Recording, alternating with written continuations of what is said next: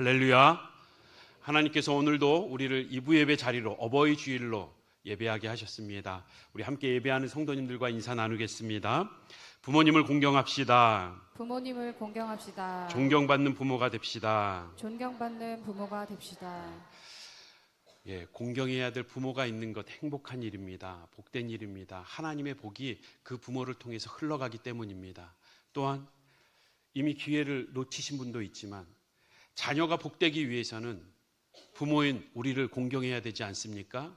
그렇다면 자녀가 부모인 우리를 공경하기 위해서는 존경받는 부모가 되길 위해 힘써야 합니다.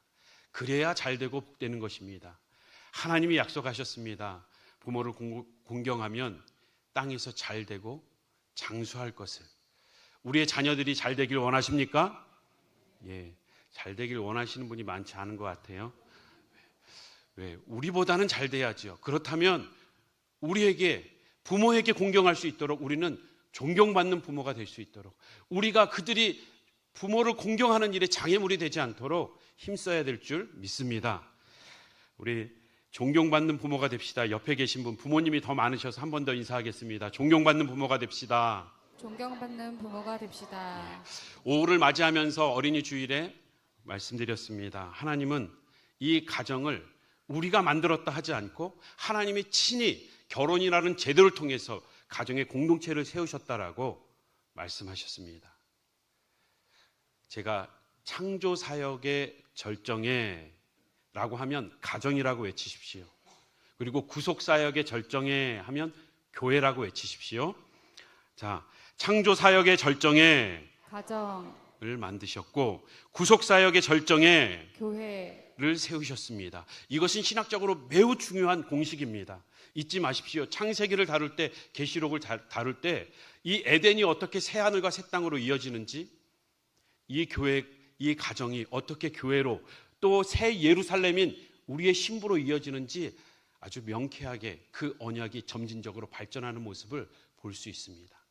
하나님의 계획이에요. 이 결혼, 가정, 그 안에서의 질서는 하나님이 세우셨음을 기억하시기 바랍니다. 그래서 성도인 우리는 가정과 교회를 건강히 세우며 그 가정 안에서의 선교 사명을 잘 감당하여서 천국을 미리 맛보는 가정이 되어야 될 줄 믿습니다. 서양에는 황새를 효도새라고 말합니다.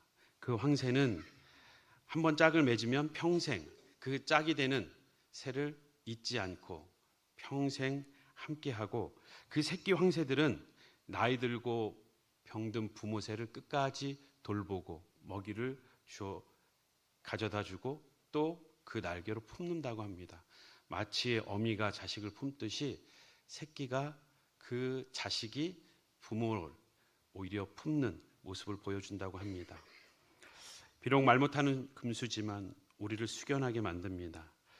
오늘 현실을 볼 때에 얼마나 가슴 아픈 일들이 많고 그 재산 때문에 형제가 싸우고 부모의 마음을 아프게 하고 때로는 그 유산으로 인해서 그 유산을 끌어당기고자 그 부모를 함부로 대하는 이들이 얼마나 많습니까? 효를 잃어버린 현실에 개탄하지 않을 수 없습니다. 한 교회에서 실제로 초등학생들에게 10계명 시험을 볼 때 제5계명을 우리가 잘 알다시피 부모를 공경하라는데 부모를 공격하라고, 참 우픈 실화입니다. 이것이 공격해도 마치 되는 것처럼 그렇게 보았는지 들었는지 모르지만 이것이 우리의 현실 아닙니까? 우리의 삶에는 어떻습니까? 노인학대가 대두되고 있는 이 가운데에 가정폭력과 함께 우리는 부모를 잘 공경하고 있는지 돌아봐야 합니다. 그 노인학대의 종류는 이렇게 말합니다. 폭언, 폭력과 같은 실제적인 학대뿐만 아니라 돌보지 않는 일, 방치하는 일, 또 모임에 소외시키고 제외하는 그런 모든 일이 노인학대라고 정의짓고 있습니다. 대화가 단절된 상태, 심리적으로 압박을 주는 일. 사랑하는 성도 여러분, 우리도 알게 모르게 부모를 학대하고 있지는 않습니까?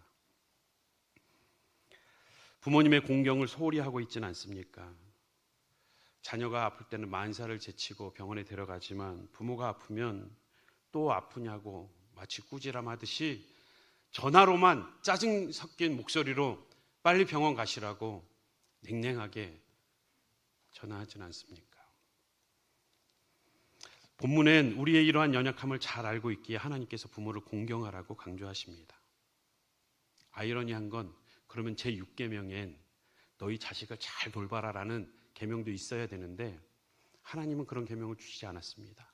왜냐하면 부모에게 그 본성을 충분히 주셨고 그럼에도 인간의 연약함으로 왜곡된 부모가 있지만 하나님은 자녀가 부모를 공경하는 일이 얼마나 어려운 일인지 죄인된 우리에게 부모인 그 품을 떠난 탕자와 같이 하나님을 떠난 죄인이 하나님께 다시 돌아오는 일이 하나님을 예배하며 하나님을 섬기는 일이 얼마나 어려운지를 알려주시고자 또 알고 있기에 부모 공경을 통해서 하나님을 예배하는 자리로 그 질서를 다시 세우기를 원하는 하나님의 마음이 담겨 있음을 우리는 기억해야 합니다. 부모는 자식을 끔찍이 아껴도 생명을 낳은 부모는 자식을 잊지 못합니다. 하지만 생명을 받은 자식은 부모를 너무 쉽게 잊습니다. 이것이 인간의 연약함입니다. 그럼에도 우리의 현실을 보면 부모를 공경한다는 거 쉬운 일이 아니죠. 정말 어렵기도 하고 부모를 공경하다 지치기도 합니다. 우리가 부모를 이제는 돌봐야겠다라고 하는 그 나이가 되면 대부분 많은 자녀들이 또 성인이 되어서 가정을 이루고 또 자녀를 키우고 있는, 양육하고 있는 참 힘들고 바쁜 시절을 보냅니다. 사회에서는 그 어느 때보다 열심을 내야 되는 그 직장에서 요구하는 일들이 많은 때이고 가정에서도 마찬가지로 자녀 양육과 함께 그들의 장래를 위해서 정말 신경 써야 될 일이 많은 가운데 부모를 돌보고 또 아픈 부모가 있다면 또 그 부모를 향하여서 우리의 삶의 많은 부분을 할애해야 되는 그러한 상황 속에 참 부모 공경한다는 게 쉬운 일만은 아닙니다. 때로는 그 자녀를 힘들게 하는 부모도 있습니다. 그 자녀를 괴롭히고 어른이 되었지만 여전히 성인 아이의 모습으로 살아가는 부모도 있다는 겁니다. 때때로 그러한 가정폭력 가운데 깊은 상처와 그 얼룩진 과거로 인해서 부모를 떠나고 싶은, 공경하고 싶지 않은, 그럼에도 성경에서는 공경하라 하니까 그때마다 마음이 아프고 괴로운 이들도 있습니다. 왜 부모를 공경하라는 명령을 주셔서 안 그래도 지친 인생 왜 더욱 힘들게 하시는지, 공경할 수 없는 부모 우리도 가끔 봅니다. 부모 같지 않은 부모가 있다는 겁니다.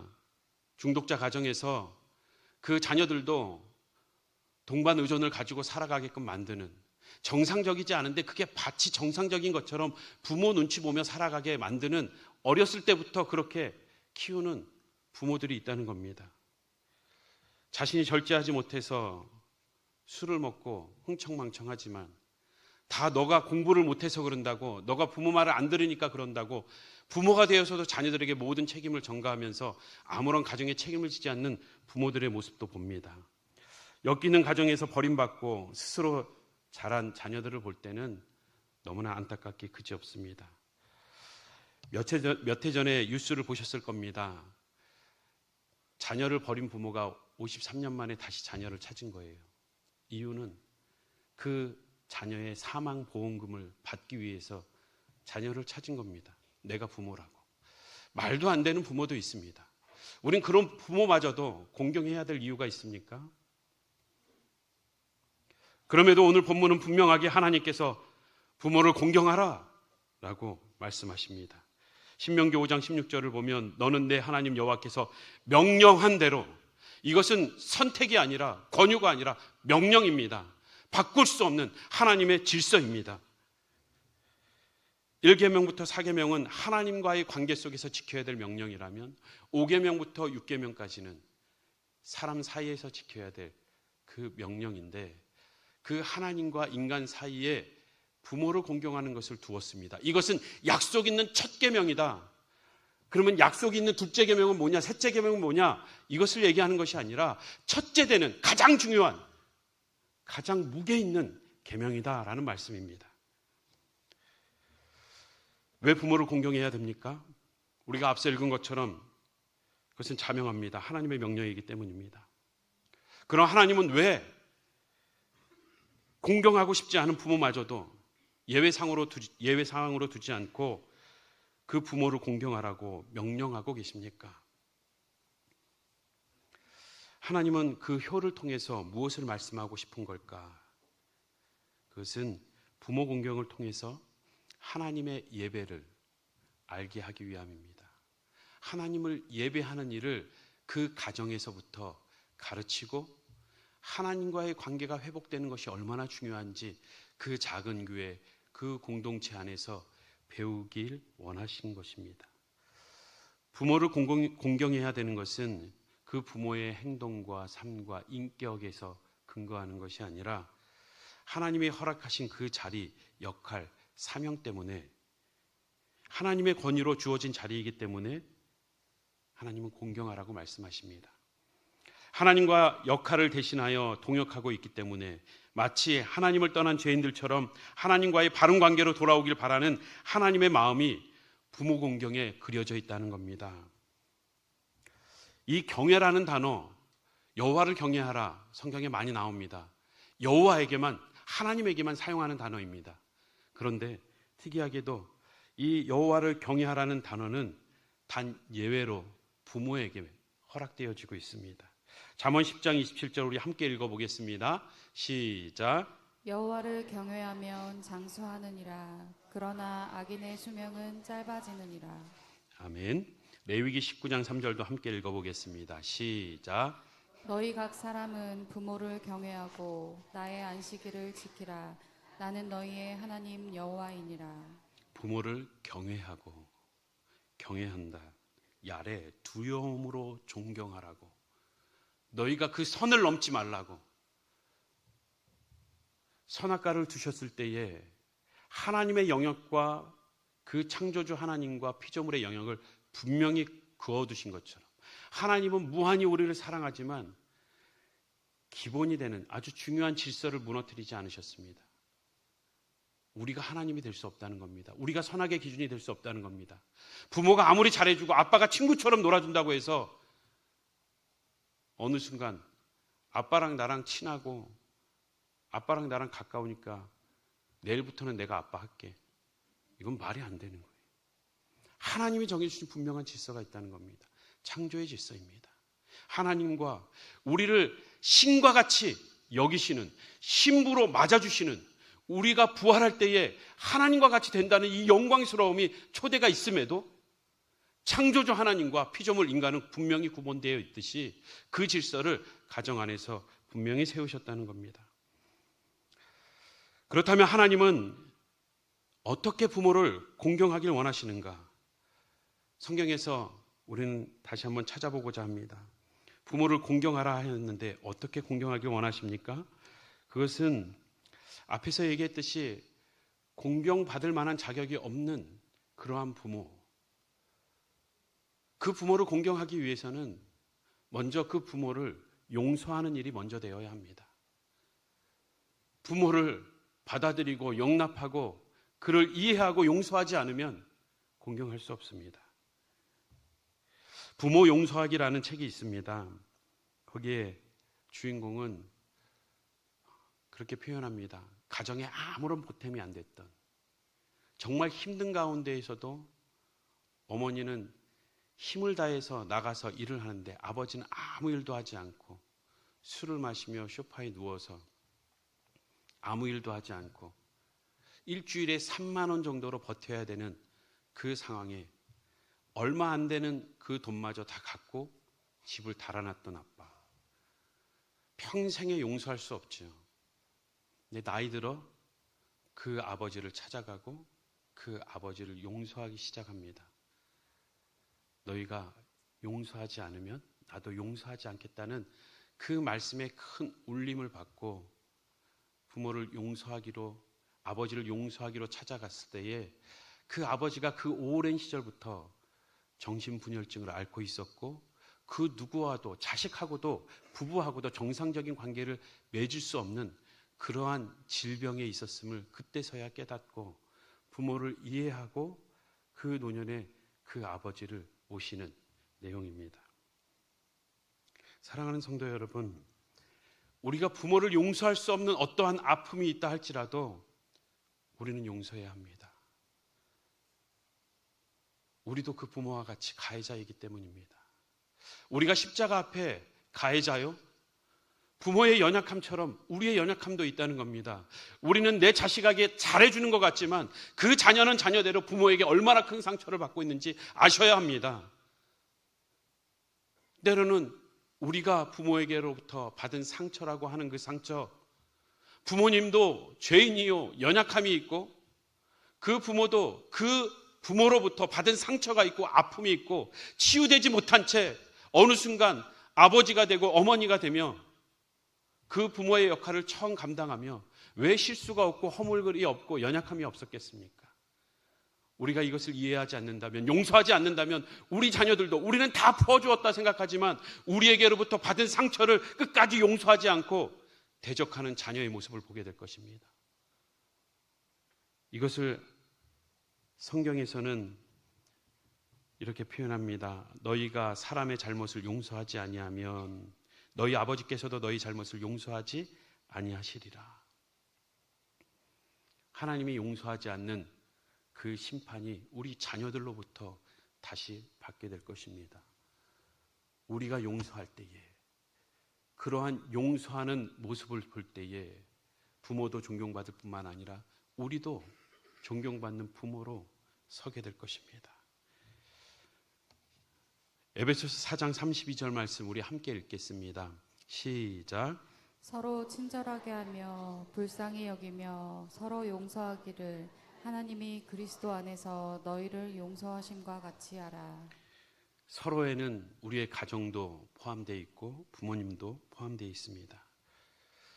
혹여나 이 시간 부모로부터 받은 아픔과 상처가 있어서 쉽게 입을 떼지 못하고 다가가지 못하고 표현하지 못하는 것이 있다면 그리스도와 함께 십자가에 못 박힌 우리의 존재가 어떠한 존재인지, 용서하지 않으면 나도 용서하지 않겠다, 이 말씀은 너희는 이미 용서받았다, 용서받은 자의 삶을 반드시 살라고 말씀하시는 겁니다. 상처를 준 부모를 허락하신 하나님, 그 부모를 용서함으로써 우리에게 복을 주시고자 하는 더 큰 은혜가 있음을 기억하시기 바랍니다. 사랑받지 못한 그 고통보다 더 큰 것은 사랑하지 못하는 고통입니다. 누군가를 사랑하지 못하고 살아간다는 것은 더 큰 고통을 끌어안고 살아가는 것입니다. 하나님께서는 부모를 공경할 때에 먼저 그 부모의 연약함을 인정하고 이해하며 나도 그러한 연약한 존재임을 우리가 알고 부모를 용서하기를 원하시며 더 나아가 그 부모를 존중하길 원합니다. 그 존중한다는 것은 그 부모의 말 한마디 한마디를 무겁게 여기는 겁니다. 오늘 우리가 읽은 본문에 부모를 공경하라고 돼 있죠. 이 공경이라는 카바드라는 단어는 1차적으로 무겁다라는 뜻입니다. 그 부모를 공경한다는 것은 존중한다, 무겁게 여긴다라는 뜻인 것처럼 그 반대되는 칼라이라는 단어는 가볍다, 경멸하다는 뜻입니다. 사무엘상 2장 29절을 보면 엘리의 아들들이 나옵니다. 엘리 제사장이 그 아들들을 하나님보다 더 중요하게 여겨서 하나님을 경멸합니다.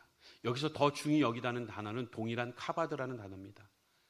하나님보다 더 중요하게 여길 때 하나님도 아들이 없을 때는 아들에게 뭔가 줘야 될 선택의 기로가 아니라면 늘 중요하게 여겼겠지만, 경외했겠지만 하나님은 그 중요함이 그 어느 곳에도 빼앗기지 않길 원하셨고 그 중요함이 자녀에게 빼앗기는 순간 경멸하는 것이라고 단언합니다.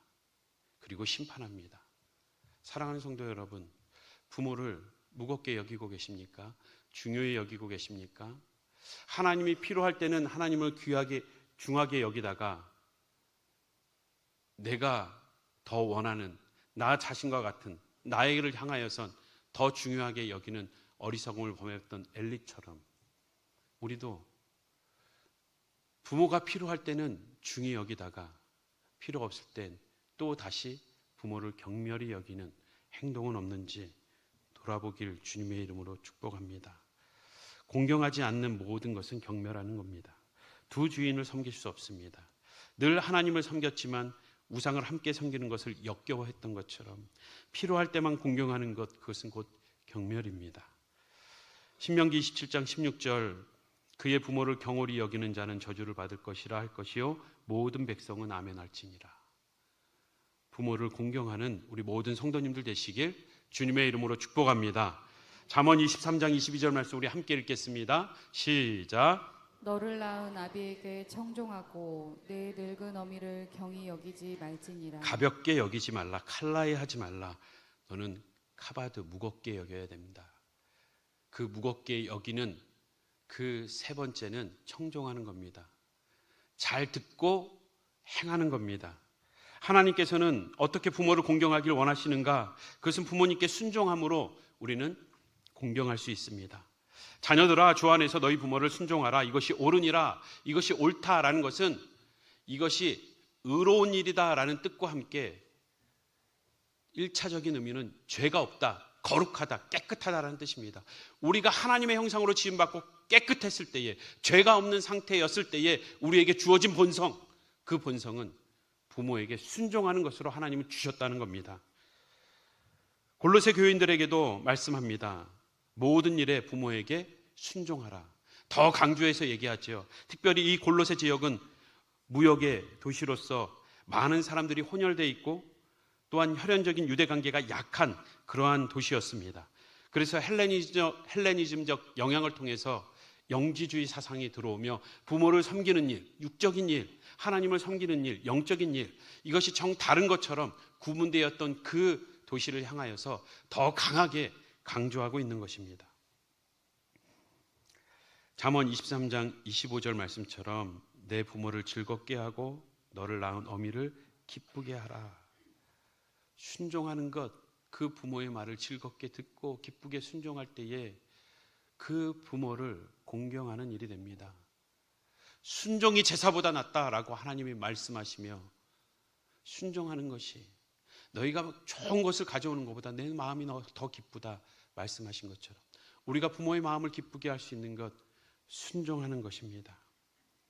예수님께서도 하나님을 섬기노라 하면서 부모에게 드릴 것을 하나님께 드렸다라고, 하나님께 드린 바 되었다라고 얘기하는 고르반, 부모도 섬기지 않고 그것은 하나님도 섬기지 않는 일임을 분명히 아셨습니다. 하나님을 섬기는 것, 그 유대인들의 그 문화 속에서 하나님을 왜 섬겼느냐? 잘 섬겨서 점수를 더 많이 얻으려고, 잘 섬겨서 의를 더 많이 쌓으려고, 잘 섬겨서 영원한 생명 쟁취하려고, 잘 섬겨서 천국에 들어가는 것이 목적이었던 그들에게는 하나님을 경외함으로 공경한 것이 아니라 자신의 유익과 생명 때문에 그 하나님께 드렸던 것처럼 그 부모에게 드리는 것마저도 포기하고 하나님을 공경하는 것도 왜곡된 그들을 향하여서 지적한 말씀입니다. 우리는 부모를 공경함으로써 하나님을 경외함을 배워야 될 줄 믿습니다. 부모와의 바른 관계 속에서 하나님과의 관계의 회복과 예배의 의미를 더 깊이 묵상해야 될 줄 믿습니다. 사랑하는 성도 여러분, 부모를 공경하는 자에게 하나님을 경외하는 축복을 주셨습니다.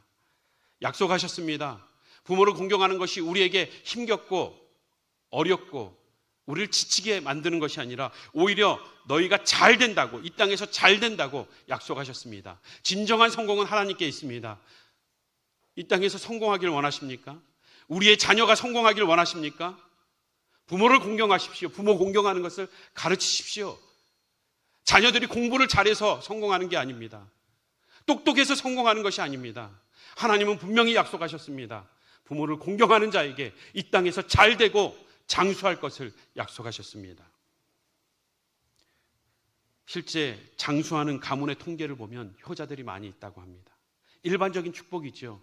효자들 가운데에도 하나님이 일찍 품에 안으시는 분들이 있습니다. 하지만 그 효자들이 있는 지역에 장수하는 이들이 많은 것은 당연히 부모를 섬기는 그들이 방탕하겠습니까? 그의 삶을 함부로 사용하겠습니까? 자신을 잘 지켜서 부모를 효도하기에 건강히 따라올 수밖에 없는 것이고, 또한 그 효도하는 자녀들을 보고, 부모를 공경하는 그 부모를 보고 자녀들이 또 공경할 것이고, 또 그 공경을 받는 부모들, 노년의 마음이 얼마나 평안하고 기쁘겠습니까? 이 땅에서 잘 되고 장수할 수밖에 없는 것입니다. 하나님은 그렇게 이 땅의 질서를 허락하셨습니다. 사랑하는 성도 여러분, 나의 부모를 공경하고 계십니까? 부모님을 공경하고 계십니까? 용서함으로, 존중함으로, 순종함으로. 나는 자녀들에게 부모 공경을 잘 가르치고 있습니까? 독일 격언에 이런 말이 있습니다. 한 아버지는 10 아들을 기를 수 있어도 10 아들은 한 아버지를 봉양하기 어렵다. 한편으로 부모를 공경하는 것이 쉽지 않음을 말하면서 또한 자녀들의 부모 공경에 대한 홀대하는 사회를 지적하고 있는 내용입니다. 여러 해 전 한 영상을 예배 시간에 같이 보았습니다. 면접하는 영상.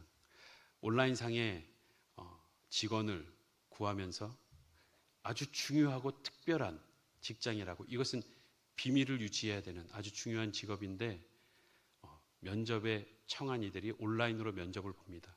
이것은 국가의 존폐 위기와 관련이 있습니다. 마치 비밀스러운 국정원과 같은 그러한 CIA 요원이라도 되는 것처럼 아주 진지하게 회사에 대한 설명을 쭉 하면서, 근데 안타까운 것은 이 일을 하다 보면 쉬는 시간이 없습니다. 24시간 대기해야 됩니다. 근무 여건이 이렇게 안 좋냐고. 그럼 도대체 얼마나 주길래 이 회사에 대한 그렇게 자부심이 크냐고 얘기하니까 월급이 없다는 거예요. 미쳤냐고, 나랑 장난하냐고 화를 내는 그분에게 다시 한번 얘기하면서, 그런데 이 일을 선택하고 하는 분들이 참 많다고. 이 세상에 수억 명이나 된다고. 그 직업은 다름 아닌 어머니였죠. 늘 대기하고 늘 모든 것을 다 내어줘도 대가 없이 그 일을 행하고 있는 부모님들. 이미 그 일을 행하셨고 또 행하고 있고 또 준비하고 있는 많은 이들이 있다는 겁니다. 세상에서 가장 힘든 어려운 직업임에도 많은 이들이 이 길을 선택하고 있는 것은 하나님께서 창조 질서 가운데 우리에게 허락하셨기 때문입니다. 오늘 부모를 공경하라는 말씀을 통해서 마음에 다짐하신 것이 있다면 결단하시기 바랍니다. 부모가 계시다면 이 땅에서 하나님이 기뻐하시는 일이요, 우리에게 복을 주시는 통로인 줄 알고 그 기회를 감사하시기 바랍니다. 이미 그 기회를 놓쳤다면 또한 존경받는 부모, 우리의 자녀들이 부모를 공경할 수 있도록 존경받는 부모가 되길 위해서 힘쓰시는 우리 모든 성도님들 되시길 주님의 이름으로 축복합니다. 이 시간 함께 찬양을 부를 텐데요, 그냥 앉아서 우리 찬양하고 제가 기도하고 축복하면 함께 축도 이후에 우리 지난주와 같이 5분간 찬양이 흘러나오는 동안 기도하시길 바랍니다. 어머님 은혜라는 노래로 알려져 있고 동요로 알려지었어서 우리가 다 알고 있는 노래지만, 우리가 19년도에 함께 불렀던 것처럼 그것은 처음 찬송가에 들어가 있었습니다. 우리 윤춘병 목사님이 작사하시고 박재훈 목사님이 작곡하셔서 48년도에 발표했습니다. 3절은 분명한 기독교에 대한 메시지가 있기 때문에 교과서에 실어야 되는데, 참 좋은 노래라 싣고 싶은데 기독교적인 색채를 없애기 위해서 3절을 제하였습니다. 산이라도 바다라도 따를 수 없는 어머님의 큰 사랑, 거룩한 사랑, 날마다 주님 앞에 감사드리자. 사랑의 어머님을 주신